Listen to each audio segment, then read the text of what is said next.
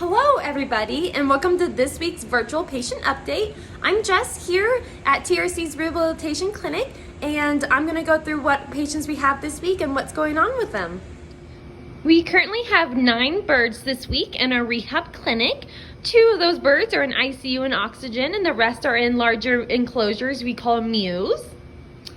Our newest patient is a great horned owl that came in late October. This bird was unfortunately entangled in a power line, but luckily only received some soft tissue damage, including a laceration near its elbow.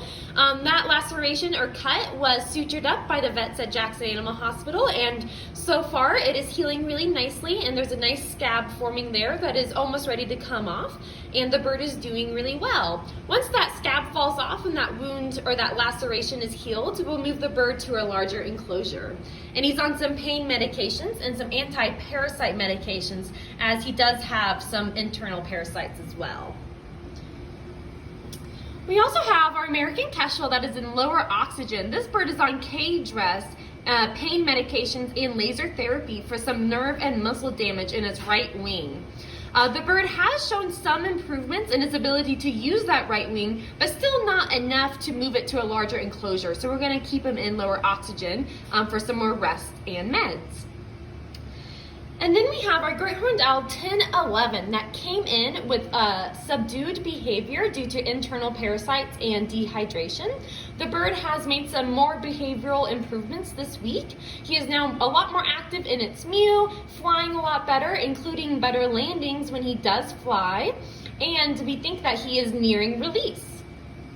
Our great gray owl is doing okay. The bird has had its pin removed from its ulna for a couple of weeks now, but we are still keeping the bird in a wing wrap as there's still some instability in that fracture site in the right wing. However, the physical therapy is proving to improve the extension in that wing, and we're going to take some new x-rays in a few days to see how the x-rays show the healing in that fracture site.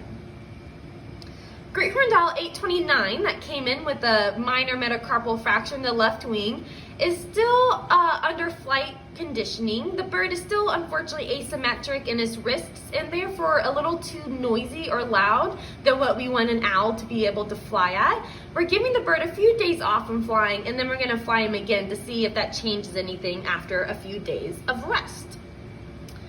Our 2 Osprey patients, we are still working on transferring them to a rehab center down along the Gulf of Mexico so that they can be released in their wintering grounds. In the meantime, we're giving them some exercise when the weather is okay outside, and we're just letting them kind of rest otherwise. And then our 2 birds deemed for education placement, as they are non-releasable due to their injuries they were admitted with, are both doing really well, and we're just waiting for some of the final logistics for these 2 birds.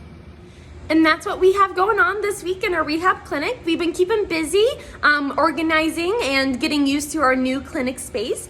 And hopefully we'll have another bird for release here soon, if not maybe a couple of others. I hope everyone had a good holiday but was able to stay safe and stay healthy. And we'll be back next week with more updates. But thank you so much and have a good day. Bye.